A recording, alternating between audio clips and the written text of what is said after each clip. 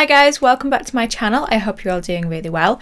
So today I have something exciting to share with you, and I hope that you guys will be as excited about it as I am. I've decided to start a brand new series here on the channel, What the Horror.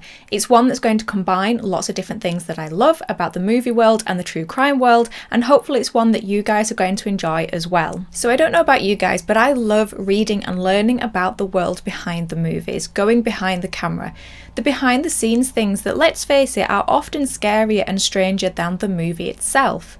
Things like the stories that inspire the movies, bizarre events on sets, toxic work environments, and any true crime events surrounding the movies. And I thought, seeing as how I'm often reading and researching these things anyway, why not turn it into a series here on What the Horror for you guys to enjoy and learn about too. I'm calling the series Truly Horror Tuesdays. Truly Horror because I'm covering true stories and events surrounding the horror movies, and Tuesday because I'm going to try and make it a Tuesday release for you. But don't worry, I am still going to do movie reviews, rankings, best of lists, all that fun stuff. This series is just going to be an addition to all those other things. As this is a movie channel, the episode will cover the movie or movies in question, and then it will get into the story behind the movies. So to kick this series off, I have decided to begin with Ed Gein, also known as the Butcher of Plainfield or the Plainfield Ghoul. He's also well known for being the inspiration, the loose inspiration behind horror movies such as Psycho and Texas Chainsaw Massacre. Just before we do get into this episode though, I just want to make a disclaimer that this episode may be considered slightly disturbing by some,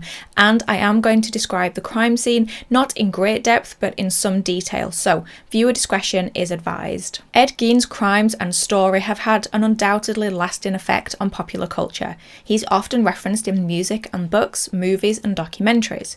He and his crimes are the loose inspiration behind such characters and movies as Norman Bates from Psycho, Leatherface from Texas Chainsaw Massacre, Buffalo Bill from Silence of the Lambs, Deranged, Ed Gein the Butcher of Plainfield, and the character of Dr. Oliver Thredson in the TV series American Horror Stories Asylum. However, I think it's safe to say that he is probably most well known for being the loose inspiration for Texas Chainsaw Massacre and Psycho, and it is those two movies that we are going to talk about today. Alfred Hitchcock's Psycho was released in 1960, and it follows the character of Marion Crane, who, after stealing money from her boss, decides to drive to her boyfriend Sam's place in the hope that the money will help them start a new life together.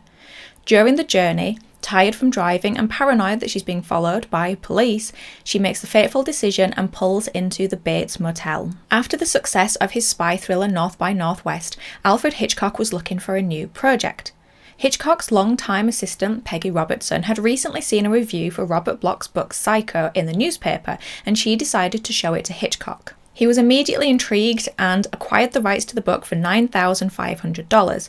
He also instructed his assistant Peggy to go around all of the local bookstores buying up every copy of the book that she could in order to keep the ending a surprise for his future audience. Hitchcock was contractually obliged to make another film for Paramount, and they did not want him to make Psycho. They considered it too repulsive and impossible for movies, and rather they wanted him to make them another spy thriller. However, Hitchcock was determined to make this movie and fought back against every rejection that Paramount gave to him.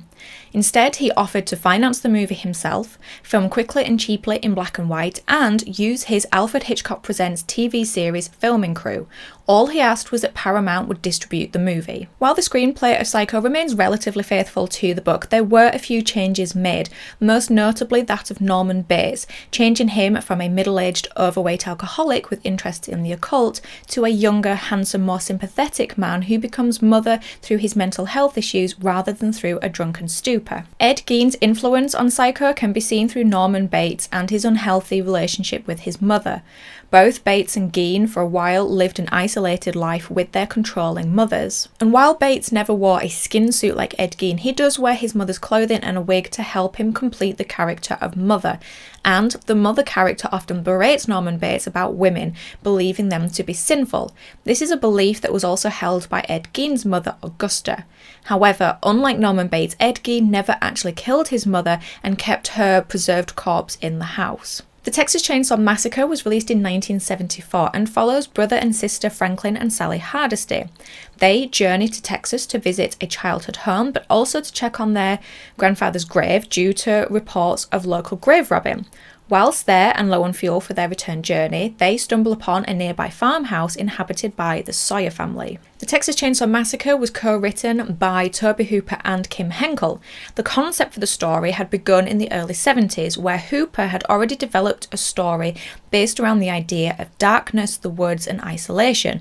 But he was further inspired by lots of violent news coverage of the time, changes in the cultural and political landscape of the time, and the crimes of Ed Gein. A huge influence for Tobe Hooper and the movie itself were current events happening in America, things like the oil crisis, Watergate, and the Vietnam War, and also how a lot of Americans were feeling lied to by their own government. Hooper has said that he wanted to take the graphic brutality that was being shown on the news every day and put that in his movie, and he wanted to show that perhaps it was actually man that was the real monster. So Ed Gein's influence on Texas Chainsaw Massacre and its antagonist Leatherface differ from those in Psycho. Instead, the catalyst for the story in this movie is reports of grave robbing in the local Texas area. That's why Sally and Franklin journey there to check on their grandfather's grave. And grave robbing is one of the crimes that Ed Gein committed. The young adults stumble upon the Sawyer farmhouse, which is adorned and decorated with things made from human bones and human skin, a lot like Ed Gein's farmhouse was. And they meet Leatherface, who, also like Ed, makes face masks made from human skin and human faces. And what's interesting is that while the influences on these movies is slightly different, both films are inspired by the crimes and characteristics of Ed Gein, and both films have also gone on to become two of the most important and influential horror movies ever made. So we've talked a little bit about the impact and influence that Ed Gein has had on popular culture, but let's now talk about his story. Ed Gein was born Edward Theodore Gein in 1906. He was born to his mother Augusta and father George, and he had an older brother Henry who was born in 1901, and the family lived in La Crosse County, Wisconsin. Ed's father George was a frequent drunk and flipped between regular unemployment and random jobs. He had worked as a tanner, as a carpenter, he worked as an insurance salesman for a while, but he really did struggle to hold down a job. He did own a grocery store for a while, but he eventually sold that business as well. Ed's mother, Augusta, had very, very strict religious beliefs, and it is said that she actually abused Ed and Henry. And while she was initially attracted to George because he was somewhat of a pushover, she grew to despise him and would call him useless regularly. But because of their religious beliefs, they were unable to apply for and get a divorce. Augusta would regularly lecture her boys on the immorality of the outside world, the evils of drinking, and how women were actually the tools of the devil. Her not included, obviously. And to protect her family from the influences of the outside world, she eventually moved them all to a small town called Plainfield in Wisconsin. Although how well protected the boys actually were in this isolated farmhouse is questionable, as Augusta regularly abused the boys and her husband under her tyrannical rule of the household. The Geins' life was one of immense isolation, and the only time Ed and Henry ever left the farmhouse was when they went to school. As a young boy, Ed was shy and socially awkward and was often and regularly bullied by his school classmates. His classmates and teachers would later comment on Ed as having strange mannerisms, like laughing to himself a lot. Even as they became teens, Ed and Henry were kept on the farm with their mother, only having each other and their parents for company. They had very, very few outside world influences. So on the 1st of April 1940, when Ed was 34, his father George died of a heart attack aged 66. Needing to help bring income into the farm, Henry and Ed ventured out and got jobs in the local town. They both worked as handymen, doing odd jobs here and there, but Ed would also babysit, and he said that he really enjoyed this job because he felt he could relate more to the children than he could to adults. It was said that Henry, Ed's brother, began to become very worried and very concerned about Ed's unhealthy attachment to their mother, and feeling frustrated by their isolated life, Henry began to speak of Augusta in a negative way in front of Ed. Now, Ed didn't like this as he was very attached to his mother, and he felt very hurt by the things that Henry was saying. Then, on the 16th of May 1944, while Ed and Henry were working on the farm, a fire mysteriously broke out. As the boys tried to extinguish the fire, they became separated. The fire also attracted the attention of the local fire service, who arrived at the farm to help Ed put the fire out. Once the fire was extinguished and everybody had gone home, Ed realised that Henry was missing. In noticing this, he goes and reports it to the local police. A search party was quickly assembled, and it didn't take them long to find Henry's dead body lying face down on the ground. His official cause of death was listed as asphyxiation due to smoke inhalation, but on further investigation into the body, they found that Henry had injuries on the back of his head. Some have since wondered if Henry was actually a victim of Ed, but there was no further investigation into his death. After Henry's death, Ed and Augusta lived alone on the farm until Augusta died on the 29th of December 1945 after a series of strokes. After her death, Ed, now 39, was absolutely devastated, and he apparently boarded up his mother's bedroom and any other rooms in the house that she had used to keep them as a pristine shrine to Augusta. For the next decade or so, Ed would remain a handyman working odd jobs in town, and he lived out of a small room just off the side of the kitchen, allowing the rest of the house to fall into ruin and squalor. Then, on the 16th of November 1957, Plainfield hardware store owner Bernice Warden went missing. Her son, Deputy Sheriff Frank Warden, had been out hunting all day and on his return dropped in to refuel at the gas station. The gas station owner told Frank Warden that he thought something strange was happening at the store that day. He'd seen the delivery truck arrive and leave early in the morning, but the store had seemed to remain vacant for the rest of the day. So Frank Warden rushes over to the hardware store, and upon arriving there he finds that the cash register is open, a weapon is missing, and he also finds a pool of blood on the floor leading out to the back door. He also sees that the last receipt his mother Bernice Warden had written that day was for a gallon of antifreeze. This is when Frank Warden remembers a conversation he had only the day previously when Ed Gein had come into the store inquiring about the cost of antifreeze and said he would return the next day. Frank Warden then calls his boss, the sheriff, tells him what has happened, that he believes Ed Gein to be responsible. It doesn't take long for the police to find Ed in the small town, and when talking to him, Ed Gein says that he's been framed for the murder of Mrs. Warden. When they question him about it, he says, "Well, she's dead, isn't she?" This is enough for the two officers talking to him to feel sure something is strange, something is wrong, and so they put Ed under arrest. After Ed's arrest, the sheriff and the captain of the Green Lake Sheriff Department go up to Ed's farmhouse to investigate. When they finally manage to get into the building through a door leading into the kitchen, the first thing that hit the two men was the foul smell filling the air, and as the farmhouse was in complete darkness due to there being no electricity, they had to try and make their way through using their flashlights, their torches, but this was really difficult to do as they kept bumping into things because the farmhouse was just full of piles of things and piles of rubbish. While moving through the kitchen, the sheriff ends up bumping into something heavy that's hanging down from the ceiling.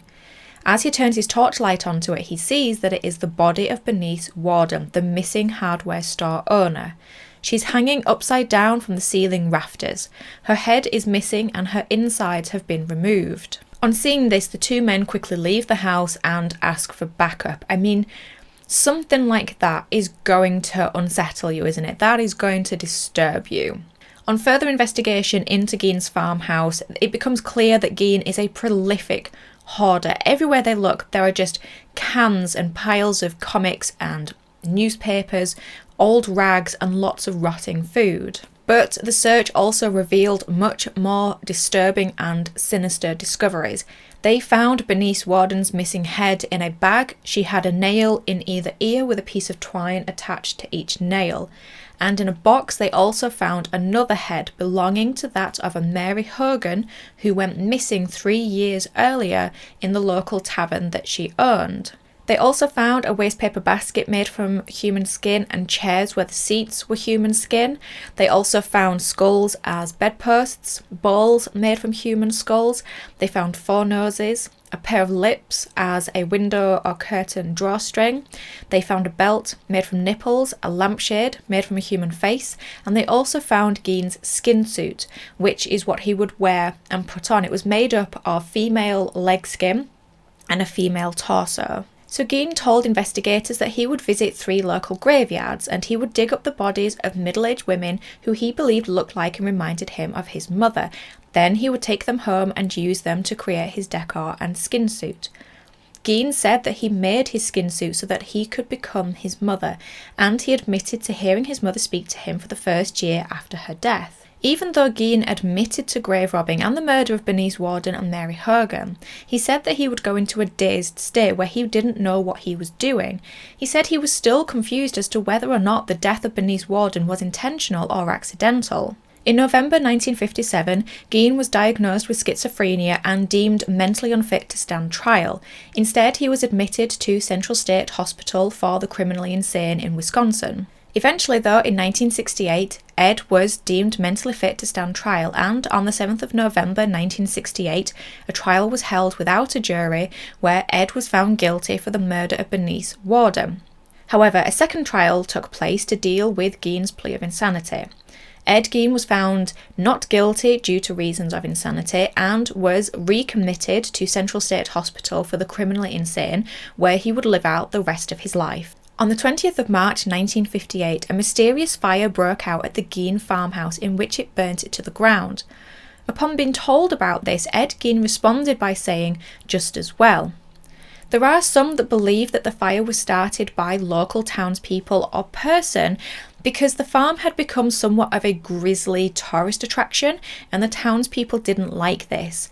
This event, these crimes, had deeply affected these townspeople, and for some of them, like the ones who had to search the farmhouse, they were haunted for the rest of their lives by the things that they saw. Ed Gein eventually died of respiratory failure on the 26th of July 1984 at the age of 77. So there you have it, guys, the true story of Ed Gein, who is the loose inspiration behind some of the most influential and important horror movies ever made.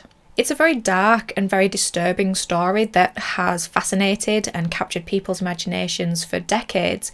And for me, I feel so sorry for the families of those victims, of the people that Ed killed, but the people that he dug up as well. But also for the people who had to search that farmhouse. I mean, they must have seen things that stayed with them for the rest of their lives. So I'm not quite sure how to wrap up after talking to you about such a dark and heavy subject, but let me know what you think about this story. Was Ed Gein someone that you had already known about? It seems that a lot of people have perhaps heard the name Ed Gein, even if they don't actually know his real story. Also, don't forget to let me know what you thought about this episode style. Is Truly Horror Tuesday something that you would be interested in seeing more of? This was really fun for me. This was something that was really exciting. It's combining my love of horror movies, my love of researching behind the scenes, and my interest in true crime. So hopefully this is something we can see more of in the future. In the meantime, though, thank you as always for stopping by. I always really appreciate it. Take care of yourselves, and I will talk to you in the next episode. Bye, guys.